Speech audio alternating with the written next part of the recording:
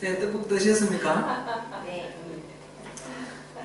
위험한 거 버리시고 하나님이 우리에게 선물로 주시는 새로운 한 해의 생을 하나님이 주시는 복으로 채우시기를 축복합니다.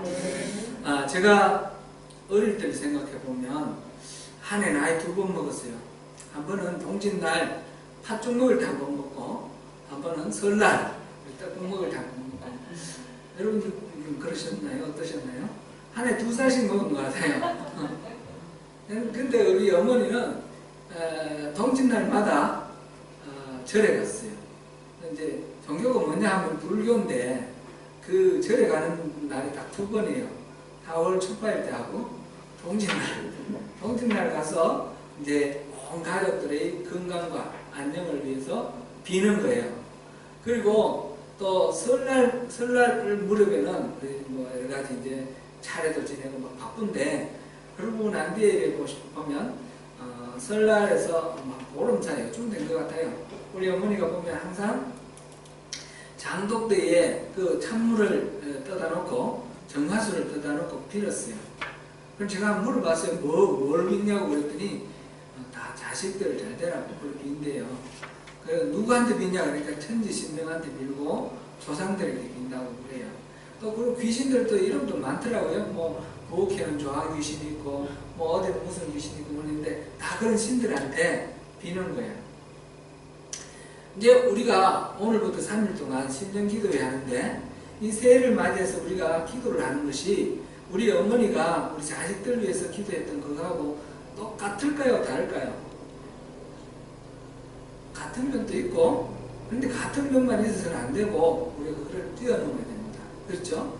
단순히 우리가 이 땅에서 누리는 어떤 그 현세의 복, 그거를 구하는 것으로 우리가 머물 수는 없고, 그러나 새해를 맞이하면서 다시 우리에게 주신 그 생명, 이게 감사하면서 하나님 올해 한 해는 작년하고는 다르게 좀 차별화되게 좀 더 하나님 보시는 좋은 날, 좋은 해로 그렇게 보낼 수 있도록 주님 은혜 베풀어 주세요. 우리가 그런 마음으로 우리가 기도하면 좋겠습니다. 그래서 올해 한 해가 좀 더 믿음이 진보하고 우리가 좀 더 하나님께 더 가까이 나아가는 그런 신앙의 성숙이 있는 그런 한 해를 우리가 기대하면서 우리가 신년 기도에 임하면 좋겠습니다. 기도는 하나님과 우리의 대화입니다. 혼자 독백하는 것은 대화라고 말하지 않죠? 그럼 하나님하고 우리하고 기도하는 것은 내가 하나님께 올려드리는 말이 있고 하나님이 우리에게 들려주시는 말이 있다는 것입니다. 그래서 주고받는 말이 있어야 됩니다. 기도는 혼자만 그냥 막 쏟아버리고 끝나는 것이 아니고, 또 내가 하나님을 올려드리는 말씀, 하나님 주시는 말씀에 대해서 우리가 새기는 말씀, 우리가 기도 앞서서 말씀을 보는 이유는 하나님의 말씀을 우리가 먼저 듣고 또 우리가 기도하면서 또 하나님의 말씀을 듣겠다, 그런 의미입니다. 기도는 그래서 상대가 필요합니다. 상대가 나와, 그러면 내가 기도하는 상대는 누굽니까? 하나님. 하나님이 어떤 분이신지 우리가 좀 한번 알아봤으면 좋겠습니다. 이번에 이 세 분의 기도회에서 하나님에 대해서 좀 더 많이 알았으면 좋겠고요. 그 다음에 앞으로도 우리가 필요한 부분 좀 더 그런 쪽으로 우리가 관심을 가지면 좋겠습니다. 오늘 그래서 본문 말씀 139편 이걸 통해서 나누려고 하는데요. 139편 시편 139편은 전부 24절까지 있습니다. 24절까지 있는데 이 24개의 절이 딱 4부분으로 나뉘어요. 4부분으로 나뉘는데 1절부터 6절까지, 7절부터 12절까지, 13절부터 18절까지, 그 다음 19절부터 24절까지 딱 6절씩 이렇게 4부분으로 나누면 됩니다. 그 내용은 우리가 읽으면서 지나가는데 얼른 파악이 안 됐을 수도 있는데 1절부터 6절까지는 모르는 것이 없으신 하나님의 전지성을 말합니다. 하나님의 전지성을 노래하고 있고, 그 다음에 7절부터 12절까지는 안 계신 곳이 없는 하나님의 편재성, 어디에 계시는 omnipresence, 편재성을 노래하고 있습니다. 그 다음에 13절부터 18절까지는 우리를 지으신 하나님의 전능성, 그 전능성을 노래하고 있고요. 그 다음에 19절부터 24절까지는 죄와 악을 아까 절대 타협하지 않고 미워하시는 하나님의 거룩성을 노래하고 있습니다. 이 네 부분을 나눌 수가 있는데 오늘 우리가 다룰 부분은 1절부터 6절까지 우리를 아시는 주님, 나를 아시는 주님, 하나님의 전지성 등에 우리가 초점을 맞춰서 볼 거고요. 그다음 내일은 하나님의 전능성, 편재성, 모레는 하나님의 전능성 이렇게 볼 거고요. 다음 수요일까지 보겠습니다. 다음 수요일 날은 하나님의 거룩성을 보겠습니다. 이제 이 시편은 처음에 제가 말씀드린 대로 우리가 또 잘 아는 대로 이 시편은 노래입니다. 이게 교리 설명서가 아니고 이런 이론서가 아니죠. 노래이기 때문에 이게 이제 서술하는 방식이 다르고 접근하는 방식이 다릅니다. 지금 이 모든 것들을 시인의 그 삶에 구체적으로 연관시켜서 지금 하나님의 속성을 노래하고 있습니다.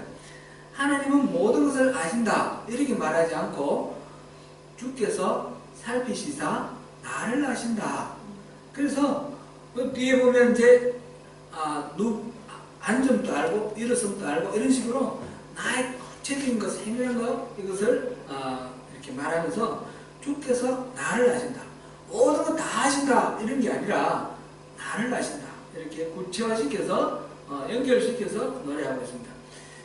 편재성이라 그러면 주께서 어디에나 계신다. 그런데 여기서는 보면 하늘에 올라갈지라도 거기 계시고 서울에 내 자리를 필지라도 거기 계시고 주님의 영을 떠나 어디로 가겠나, 어디에서 내가 어떻게 주님을 피하겠는가 이렇게 노래하면서 내가 있는 어느 곳에나 하나님이 계신다 이렇게 노래하고 있습니다. 편재성이 막연히 다 어디에나 계신다가 아니라 내가 있는 어느 곳이나 이런 식으로 지금 노래하고 있습니다. 세 번째로는 이제 하나님의 전능하심인데 하나님께서는 뭐 무슨 일을 다 하실 수 있다 이렇게 전능하시다고 말씀하지 않고 나를 못해서 지으셨다, 창자를 지으셨다 그렇게 말씀하십니다. 그럼 나의 모든 것들을 만드셨으니까, 만드신 분이니까 모든 것들에 대해서 다 능력이 있으신 분이다 그렇게 노래합니다. 그리고 이제 거룩성에 말할 때도 구체적으로 그 죄와 악을 미워하시는 하나님, 그러면서 나의 어떤 상황, 처지 속에서 나를 공경에 빠뜨린 죄와 악들에 대해서 하나님 그거를 물리쳐달라는 그런 식으로 하나님의 거룩성을 노래하고 있습니다. 이것은 전체적으로 이제 한마디로 표현을 하자면 하나님은 살아계신 인격체다 그런 의미입니다. 하나님 막연하게 그냥 존재하는 어떤 그런 존재가 아니라 살아서 호흡하시고 나의 삶에 하나하나 구체적으로 개입하시는 그런 하나님이시다, 인격이시다 그런 뜻입니다. 그 영화 같은데 보면 이제 요즘 그 세계가 과학이 발달하고 막 이러니까 어떤 절대적인 존재를 얘기를 하는데 그게 뭐 그냥 막연한 파워, 에너지 이렇게도 표현되어 있고요. 어떤 그냥 막연한 질서 이렇게도 표현되어 있는데 하나님은 막연한 파워나 막연한 에너지나 막연한 질서가 아닙니다. 하나님은 인격체입니다. 인격체라는 말은 무엇입니까? 인격체라는 것은 지적 능력이 있고 그 다음에 정서적으로 감정적인 그런 움직이는 부분이 있다는 거죠. 그리고 판단하고 선악의 기준이 있고 그것이 올바른 가치관을 평가하는 그런 것이 지정의 그 인간적인 그런 정신적인 측면 이런 것이 있는 것을 우리가 인격적이다 그럽니다. 어떤 동물이나 또는 뭐 이런 것들은 인격적이지 않지 않습니까? 예를 들어서 뭐 소가 사람을 들이받았다 그러다고 나쁘다 이렇게 말 안 하죠. 개가 주인을 물어보면 내 엉망덕한 놈 이렇게 말 안 하죠. 그건 도덕적으로 평가 안 합니다. 그거는 그냥 짐승이 그런 속성이 있는 거예요. 그런데 소가 어른을 사람을 막 들이받는 그런 습성이 있는 줄 알아요. 그런데 이 소를 묶어놓고 이렇게 제어하지 않고 내버려둬 가지고 이게 사람을 떠서 사람이 다치면 어떻게 되나요? 그 주인이 벌을 받게 되어 있습니다. 주인은 인격자이기 때문에 그렇습니다. 개가 잘 무는 개가 있어요. 근데 그 개를 이렇게 끈을 안 하고 가리개를 안 하고 나가서 누구를 물었다. 그러면 개가 나쁘고 개가 비윤리적인 게 아니라 그런 거 알면서도 끌고 나간 주인이 비윤리적인 겁니다. 인격은 생명만으로는 인격을 말하지 않습니다. 생명 이상으로 그 지정된 판단이 있는 그런 경우를 인격이라고 합니다. 하나님은 단순히 생명체가 아니고요. 살아계신 분이 아니라 인격적인 분입니다. 하나님은 느낌도 있고 감정도 있고 지식도 있고 하나님은 선악의 기준이 됩니다. 하나님 자신이 우리 사랑이시다. 하나님은 선이시다. 하나님은 공의로우시다. 이런 표현들이 다 하나님은 인격체라는 그런 뜻을 포함하고 있는 말입니다. 그래서 우리가 하나님과 대화를 할 때는 하나님 막연한 에너지로 대화하는 것이 아니라 인격체, 인격을 가지신 분, 우리 하나님도 기뻐하실 때 기뻐하시고 하나님도 슬퍼하실 때 슬퍼하시고 하나님이 이렇게 옳고 그른 걸 분별하시고 내가 잘못할 때는 잘못했다도 하시고 또 침체되었을 때는 또 격려도 해주시고 이런 전반적인 그런 인격을 가지신 그런 분이시라는 것을 우리가 생각해야 됩니다. 오늘 그 중에 첫 번째는 우리를 아시는 하나님이십니다. 여러분 우리 스스로 한번 생각을 한번 해보시고 질문을 한번 해보시면 좋겠습니다. 여러분을 가장 잘 아는 존재는 누구입니까? 여러분을 가장 잘 아는 사람. 우리 부모님입니까? 아니면 배우자입니까? 나 자신인가요? 네. 네. 아무래도 다른 사람보다는 내가 좀 더 잘 아는 것 같은데 그런데 보면 나도 나를 자신을 잘 모를 때가 많아요. 10길 물속은 알아도 한 길 사람 속은 모른다고. 제 아내가 저에게 좋은 세크리탈입니다. 그리고 때로는 스테이트먼입니다. 제가 할 말을 막 변호를 해줘요. 막 이렇게 말해주는데 가끔보다는 조금 더 자주 제 생각하고 다른 말을 다 해가지고 제가 한 박자만 더 주세요. 이렇게 말을 하겠습니다. 이 29년을 같이 살은 아내도 조금 생각을 다 할 수가 없어요. 그죠? 자기 스스로도 어떤 게 좋은지 어떤 게 나쁜지 판단 못하고 이렇게 할 때도 있고 가장 나를 잘 아시는 분이 있으세요. 누구실까요? 하나님이죠. 하나님. 정답을 우리가 아는 정답인데 하나님은 우리 자신보다도 더 나를 아신다는 거예요. 우리 아내, 남편, 평생을 같이 사는 부부보다 더 아시고 우리 부모보다도 더 잘 아시고 자식이 부모를 아는 것보다도 더 잘 아는 그런 하나님이 나를 아신다라는 것 이것이 경우에 따라서 반응을 우리가 불러일으키는데 두 가지 경우가 있습니다. 나쁜 것부터 생각을 해보면 우리가 죄를 지었을 때 뭔가 부끄러운 게 있을 때 이건 몰랐으면 좋겠는데 하나님이 이런 건 모르고 좀 눈 감고 지나가셨으면 좋겠는데 하나님을 아신다 그러면 굉장히 부담스럽습니다. 그죠? 또 어떤 때입니까? 힘들고 어렵고 외롭고 억울할 때 그때 하나님 아신다 그러면 어떤 느낌을 해요? 힘이 되고 위로가 되고 그죠? 우리 다시 일어날 그런 생각이 일어날 그런 힘이 우리에게 생깁니다. 오해를 받거나 누명을 덮어 쓰거나 그럴 경우에 아무도 알아주지 못하고 또 누구에게 뭐라고 해도 해명이 될 리도 없고 대부분의 경우는 오해가 빚어질 때에 그 객관적인 사실이 그렇게 돼서라기보다는 그 사람이 그렇게 생각해서 그걸 오해하는 경우들이 많습니다. 그런 경우에는 말로 풀어가지고 해결되는 경우가 굉장히 드뭅니다. 말하면 말할수록 더 많이 얽히고 더 많이 오해의 늪속으로 빠져들어갑니다. 그런 경우들이 많은데 정말 그럴 때는 속을 다 풀어헤쳐서 다 내와 보여줄 수도 없고 또 어떻게 할 수도 없습니다. 심히 답답하기 짝이 없는 그런 경우입니다. 극단적으로 그게 억울하고 이렇게 누명을 벗기 어렵다 싶으면 어떻게 하나요? 생명을 포기하기까지 합니다. 그만큼 자기를 누군가 알아줬으면 좋겠는데 알아주는 사람이 아무도 없다라는 것은 너무너무 절망적인 거죠. 우리를 온전히 아시는 분, 하나님, 그분이 우리를 다 아시기 때문에 바로 그럴 때에 우리가 하나님이 나를 아신다는 것을 우리가 기억해야 됩니다. 평소에 그걸 알고 있어야 되지만 특별히 그런 어려운 상황 속에서 하나님이 나를 아신다라는 것을 우리가 알아야 되겠습니다. 오늘 139편 1절부터 6절까지가 하나님, 나를 아시는 하나님인데 여기서 안다라는 단어가 몇 번 나오는가 한번 세워보십시오. 1절부터 6절까지만.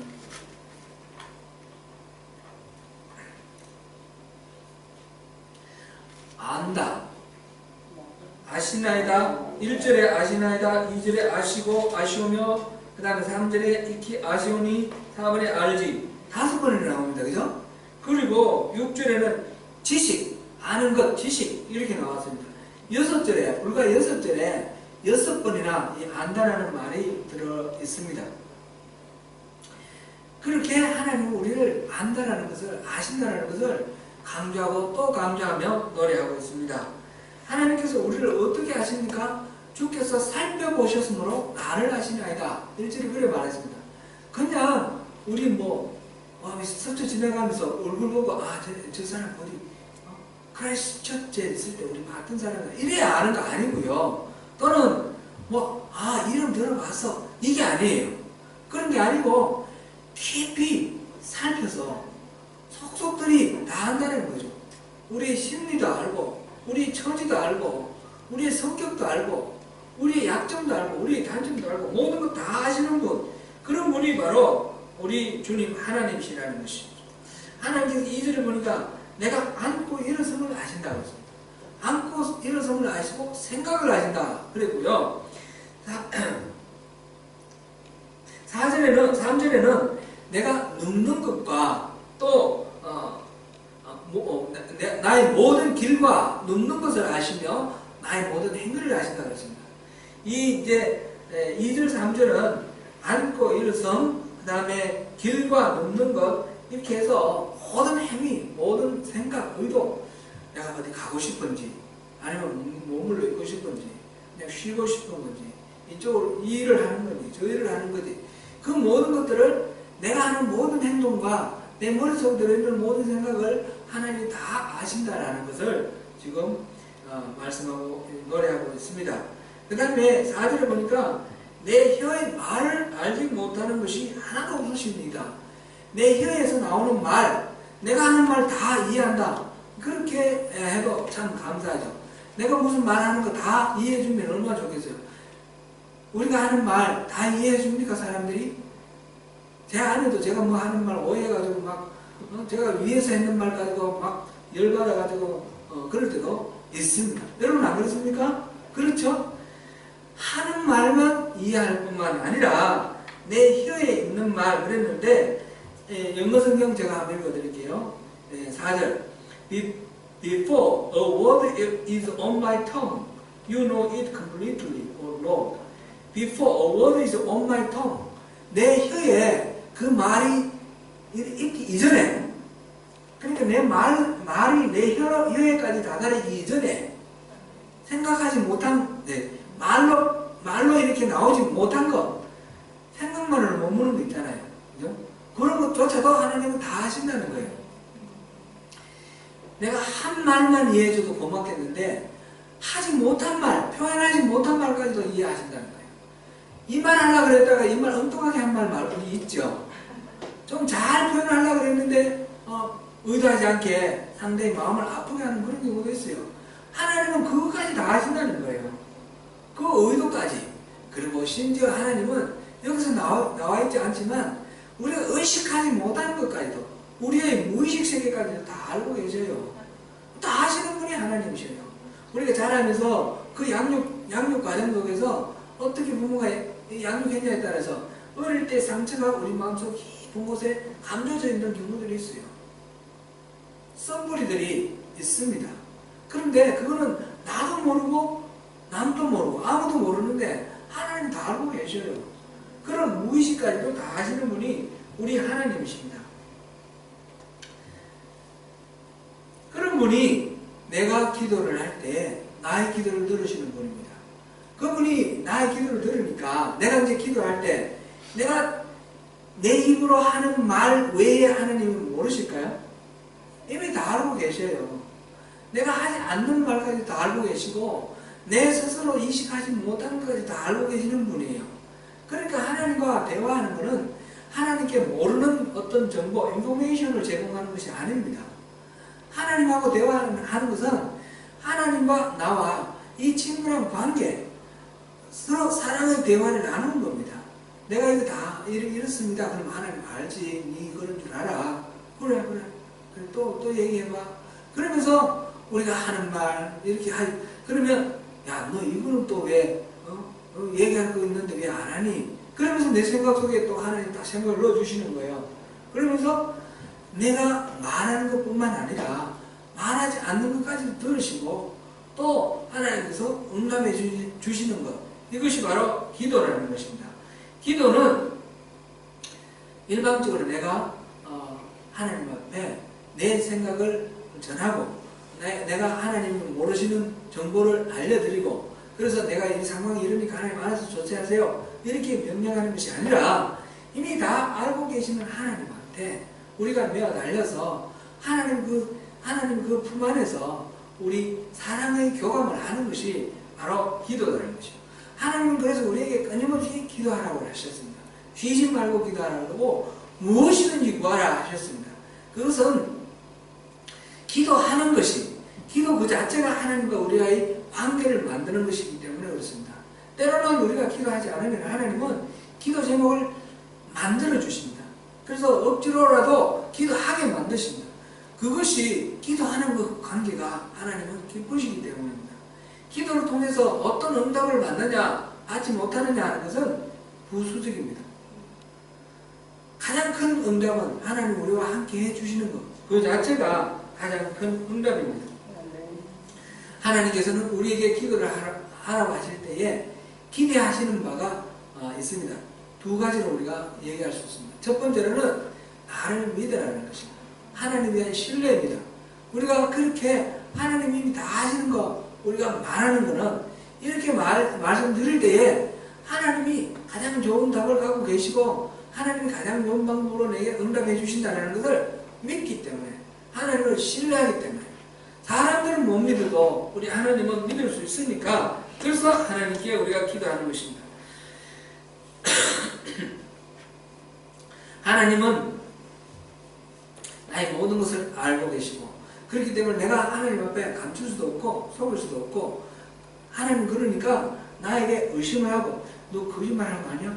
이렇게 말씀하실 리가 없습니다. 무슨 말 하셔도 다 알아듣습니다. 특별히 우리가 기도하기 어려울 때가 있습니다. 죄를 지었거나 반복되는 죄, 특별히 내가 기도하고 하나님 이건 결단코 내가 끊겠습니다. 2018년 내 반드시 이렇게 살겠습니다. 근데 오늘 세 번째 날인데 벌써 결심대로 못 살고 그냥 흩어지는 거 없습니까? 그런 끊임없이 넘어지는 존재입니다. 작심삼일의 존재입니다. 그런 우리 그런 연약함이 있을 때 하나님 앞에 진짜 나가기가 뻔뻔스러워 보이고 정말 내가 이렇게 할 수 있을까? 그런 식의 생각이 들 때도 있습니다. 때로는 너무너무 예상하지 못한 끔찍한 일을 당해가지고 좌절하고 낙심해 있을 때, 마음 상해 있을 때, 그 절박한 상황, 특별히 하나님의 은혜가 필요한, 하나님께 기도할 필요가 있을 때에 하나님 앞에 못 가는 경우들이 많이 있습니다. 제가 이제 IMF 때 보니까 IMF 때 제가 교회에서 전도사로 있었는데 이제 사업을 하시다가 이렇게 부도가 나고 어려움을 당하신 분들 교회 안 나오는 거예요. 그럼 왜 안 나오시냐고 찾아가 이럴 때일수록 우리가 기도해야 되는 거 아니냐고 그랬더니 사람들 보기에 창피스럽기도 하고 또 하나님이 이런 나는 잘못한 거 하나도 없는데 왜 내게 이런 어려움을 주셨느냐 하는 그런 하나님에 대한 원망 이런 것 때문에 기도해야 될 때 기도를 못하더라고요. 우리에게도 그럴 수가 있습니다. 내가 이해할 수 없는 어려운 공경에 처했을 때에 하나님이 다 하신다면서 왜 나를 이렇게 어렵게 만들으셨냐 하나님에 대한 원망이 있을 수가 있습니다. 하나님이 우리의 오해인 거죠. 우리의 오해. 그렇게 있습니다. 우리가 확신이 서지 않을 때도 있고요. 그러나 하나님께서는 그 모든 상황을 다 알고 계시고 하나님 나름대로 답을 갖고 계신다는 것입니다. 그럴 때에 우리에게 제발 나를 믿어라. 나를 믿고 기도하라. 하나님께서 우리에게 기도하라고 하실 때에 첫 번째 요구하는 것이 신뢰입니다. 답이 우리가 원하는 답이 될 수도 있고 안 될 수도 있습니다. 우리의 생각은 아무리 높아봐야 이만큼인데 하나님의 생각은 하늘과 땅처럼 우리 생각과 다릅니다. 그러니까 하나님의 방식으로 우리가 도저히 이해하지 못하는 그런 경우도 많습니다. 풀리지 않는 수수께끼가 우리 인생 속에 얼마나 많은지 모릅니다.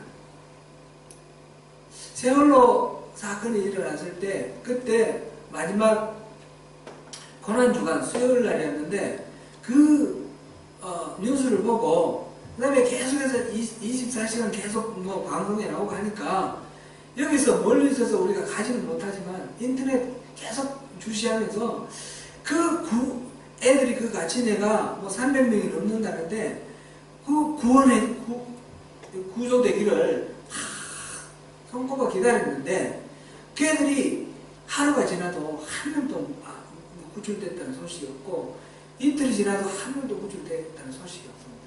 일단 한번 뒤집어지고 난 뒤에는 그 다음 한 명도 못 구했습니다. 그 전까지 먼저 탈출한 사람들은 180명인가 구출을 했는데 그 이후에는 한 명도 구출하지 못했습니다. 그게 얼마나 많은 세월이 흘렀습니까? 나중에 보니까 그 물속에 갇혀서 이 핸드폰으로 부모하고 교신한 그런 내용도 나오고요. 그럴 때에 그 부모들은 얼마나 간절하게 기도했으며 그 아는 사람들 얼마나 간절하게 기도했습니까? 뿐만 아니라 우리 같이 이렇게 이국에 멀리 나와 있는 우리들도 얼마나 간절하게 기도했습니까?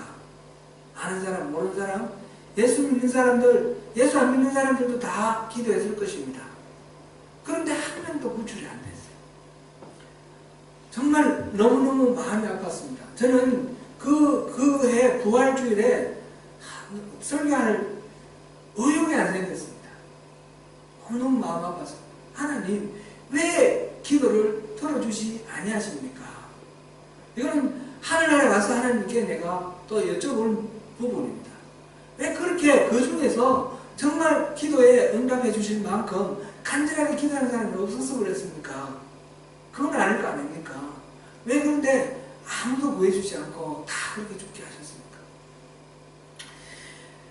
이런 식으로 우리는 이해할 수 없는, 납득할 수 없는 그런 일들이 이 땅에 우리가 평생 살아가면서 풀어지지 않는 수수께끼가 있습니다.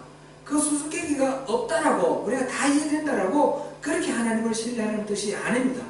이해되지 않더라도 우리가 다 알 수 없더라도 그런 하나님을 신뢰하라는 것이 하나님이 우리에게 기도를 요청하실 때에 하나님의 마음입니다. 우리가 이해할 수 없는 것은 또 하나 더 있지 않습니까? 우리가 아직 죄 중에 있을 때에 예수님을 우리를 위해서 내주셨습니다. 독생자를 우리에게 내주신 이 일은 사실 말이 안 되는 거래입니다.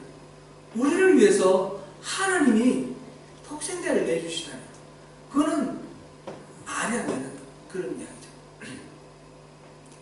제가 오늘 조금 이건 원래 준비했던 건 아닌데 말씀을 드려야 되겠습니다.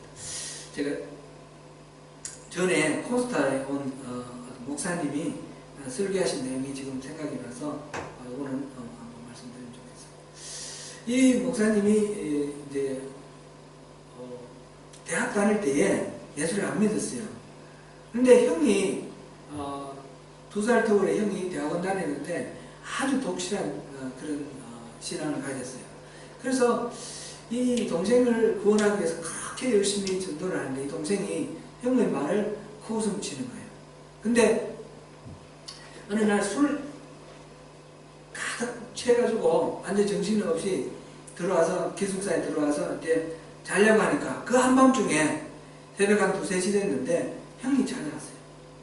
형이 찾아가 너 올 때 기다렸다 그러면서 너 형 소원 하나 들어줄래? 그러는 거예요. 그리고 형제간에 무예는 있으니까 형 뭐예요? 뭐 하여튼 소원 들어드릴게. 그랬더니 우리 교회에서 부흥회를 하는데 부흥회 3박 4일 하는데 니 와서 부흥회 참석하라는 거예요.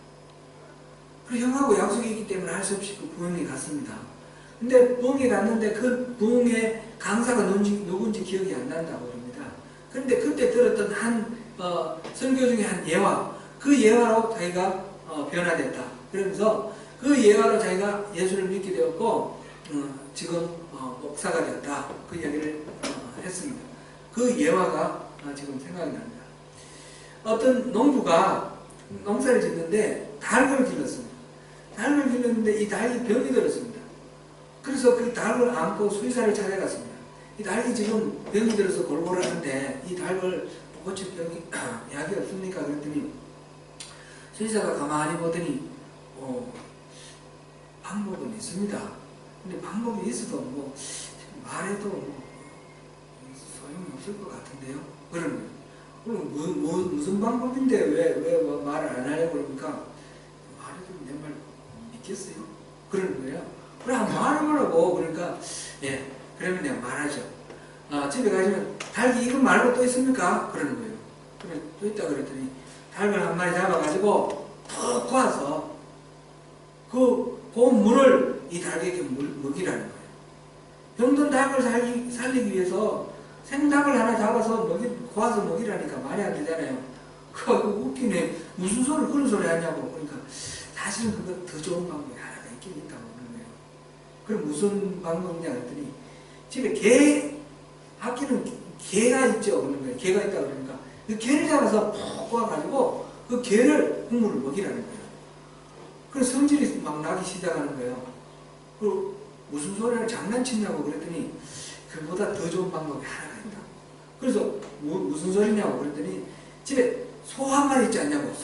소를 잡아다가 푹 꼬아서 그 닭을 먹이라는 거예요. 그럼 닭이 산다는 거예요.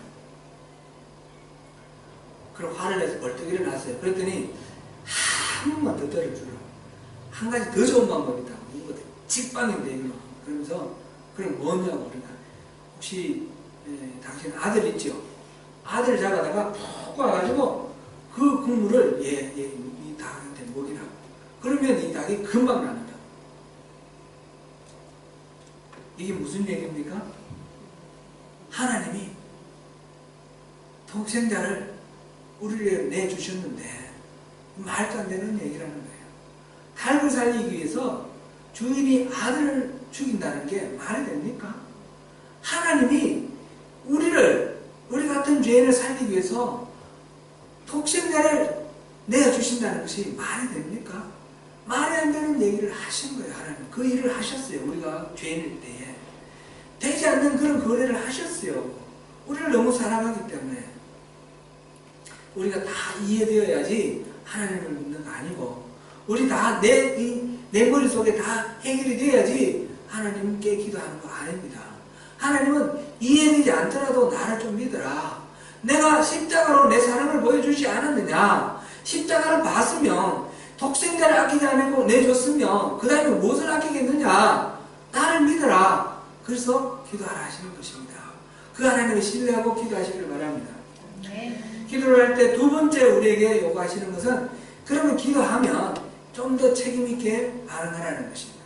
우리가 기도를 할 때 하나님이 내 모든 것들을 다 알고 계신다는 것을 우리가 인식합니다. 하나님은 속일 수가 없습니다. 하나님 앞에 거짓말할 수가 없습니다. 내가 아무리 그런 척, 거룩한 척, 아무리 위대한 척 해도 하나님 다 알고 계셔요. 하나님, 내가 작은 잘못 때문에 죄책감에 빠져 있어도 뭐 너 그만한 것까지 그러냐, 너가 그보다 더한 것도 알아. 그렇게 말씀하십니다. 우리 죄가 얼마나 추악한지 하나님 아셔요. 가릴 필요도 없습니다. 그러니까 일부러 숨기고 속이고 거짓말할 것 없이 정직하게, 성실하게, 있는 그대로 내 모습, 이 모습 이대로 하나님 앞에 나가려고, 하나님 주님의 은혜로 나를 변화시켜 주십시오. 2018년 주님의 은혜로 나를 성숙시켜 주십시오. 내가 이렇게 맨날 그냥 교회 다니는 것으로 만족할 수 없습니다. 그냥 그리스도인이라고 이렇게 불리워지는 것으로 만족할 수 없습니다. 하나님하고 정말 친밀한 관계 속에 살기를 원합니다. 우리 신앙의 핵심 본질이 뭐라 했습니까? 두 가지 말씀드렸습니다. 하나는 하나님을 알고 사랑하여서 친밀한 사랑의 교제안에 들어가는 것. 두 번째로는 하나님의 일하심을 보고 전전적으로 하나님의 일하심에 동참하는 것. 동력자의 삶. 이것이 신앙입니다. 우리가 교회 다니는 것, 우리가 전도하는 것, 예배하는 것, 찬양하는 것, 모든 것은 이것을 위한 표현이지, 예배 자체가 우리 믿는 것이 아니고, 우리 신앙생활하는, 섬기는 것, 교회 와서 헌신하는 것, 이게 신앙생활 자체는 아닙니다. 우리가 헌금하고 뭐 이렇게 하는 것, 일하는 것, 이것이 신앙의 본질이 아닙니다. 교회에서 무슨 일을 일을 맡게 되면 일이 곧 신앙생활인 것처럼 생각하는데, 일은 신앙생활이 아니고 신앙생활을 위한 하나의 보조수단입니다. 방편입니다. 신앙의 방편입니다. 신앙생활은 하나님과의 관계입니다. 하나님을 알고 하나님 사랑하는 것입니다. 살아계신 하나님과 친밀한 교제 가운데 하나님이 뭘 기뻐하시는지, 뭘 싫어하시는지, 하나님 계획은 뭔지, 하나님 뜻은 어디에 있는지, 이걸 우리가 아는 것입니다. 하나님이 지금 나에게 요청하시는 하나님의 마음은 무엇인지, 교회를 생각해보면 교회가 어떻게 흘러가기를 하나님이 원하시는지, 지금 정말 우리 이 단계에서 하나님 기뻐하시는 일은 무엇인지, 그거를 우리가 알고 그 하나님 뜻에 맞춰서 살아가는 것이 신앙이지, 그것 아니고 우리 나름대로 계산해서 이게 교회다, 이게 하나님 섬기는 거다, 계산해서 우리가 나름대로 계획 잘 짜서 열심히 해봐야 하나님하고는 아무 소용이 없습니다. 상관이 없습니다. 하나님 뜻대로 해야 됩니다. 하나님이 기뻐하시는 일을 해야 됩니다. 우리가 부부간에 서로 사랑을 하는데도 아내가 뭘 좋아하는지 알고 좋아하는 선물을 줘야 되지, 아내가 싫어하는 걸 갖다가 억지로 준다고, 내 선한 의도로 준다고 그것이 선물이 되지 않지 않습니까? 우리 그 비유 있지 않습니까? 사자와 소가 결혼을 했는데, 소가 자기 남편 사자를 위해서 열심히 풀을 뜯어서 대접을 하면 그 사자가 좋아합니까? 사자가 자기 사랑하는 아내를 위해서 열심히 사냥해서 그 사슴을 잡아다가 그 소한테 주면 좋아합니까? 그게 아니죠. 상대가 좋아하는 것, 상대의 뜻을 우리가 분별하고 그게 맞춰서 살아가는 것이 참된 사랑의 표현입니다. 하나님이 뭘 기뻐하시는지 알아서 하나님 뜻대로 살아가는 것이 하나님을 섬기는 것이고 하나님을 사랑하는 것이지, 내가 설계하고 이것이 사람들이 이렇게 한다더라, 뭐 전통적으로 또는 뭐 이렇게 그렇게 해서 하나님을 섬기면 잘 섬기는 거냐? 그것이 아니라는 것입니다. 대부분의 경우는 하나님의 뜻을 잘 분별해서 그렇게 하죠. 그렇기 때문에 대부분의 경우는 커먼 센스가 있습니다. 컨센서스가 있습니다. 그러나 내가 구체적으로 살아계신 하나님과 대화를 해야 됩니다. 그것이 오늘 기도의 의도입니다. 하나님께서는 나를 다 아십니다. 나를 다 아시는 하나님께서 내게 요청하시는 것은 나를 믿고 신뢰하라. 그리고 좀 더 책임감 있게 나를 아는 만큼 나를 사랑하면서, 나를 반응하면서, 정직하게 반응하면서 책임감 있게 살아라. 그것이 하나님이 우리에게 요청하시는 것입니다. 사랑하는 성도 여러분, 그러므로 우리가 하나님을 먼저 아는 것이 중요합니다. 우리 기도할 때 맨 먼저 우리가 기도해야 될 것은 하나님을 아는 것입니다. 나의 머리털까지도 세시고, 내 행위를 하시고, 생각도 하시고, 말도 이해하시고, 말하지 못한 속마음도 아시고, 나의 무의식도 아시고, 나의 단점도 아시고, 나의 장점도 아시고, 나의 미숙함도 아시고, 나의 죄성도 아시고, 모자라는 것도 아시고, 넘치는 것도 아시는, 다 아시는 그 하나님, 그 하나님을 알게 해달라고 하나님을 더 깊이 알 수 있도록 하나님이 어떤 분이신지 하나님 뜻이 어디에 있는지 더 깊이 알 수 있도록 우리가 하나님께 구해야 됩니다. 그래서 우리 신앙생활은 내 꾀대로 하지 않고 타성에 젖어서 하지 않고 세상 사람들이 말하는 대로 그런 식으로 하지 않고 정말 하나님께서 원하시는 대로 그렇게 신앙생활을 해야 됩니다. 올해 새벽 성부 영신 예배 때 우리가 살펴본 말씀 신명기 11장 말씀 발로 물을 대는 애굽 땅에서 나왔습니다. 그리고 이른 비 늦은 비를 내려주시는 하나님을 바라보면서 그 하나님의 눈이 항상 그 위에 떠있는 그 가나안 땅으로 가라고 하셨습니다. 그곳은 산과 골짜기가 있어서 물을 흡수해버리는 땅입니다. 그 땅으로 가라고 하신 하나님의 이 말씀을 우리가 이해를 해야 됩니다. 그걸 알고 우리가 나름대로 합리적이고 어떤 이성적으로 올바른 그런 방식으로 신앙생활을 하는 것이 아니라 하나님께서 요청하시는 방법으로 하나님께서 기뻐하시는 방법으로 신앙생활을 하는 것을 우리가 결단하고 나가야 됩니다. 사랑하는 성도 여러분, 이런 하나님과 교제하면서 하나님의 일하심을 보고 거기에 반응하며 나가는 그런 신앙이 2018년 우리 가운데 성숙되어지고 또 쑥자라는 그런 하나 되시기를 주님의 이름으로 축원합니다.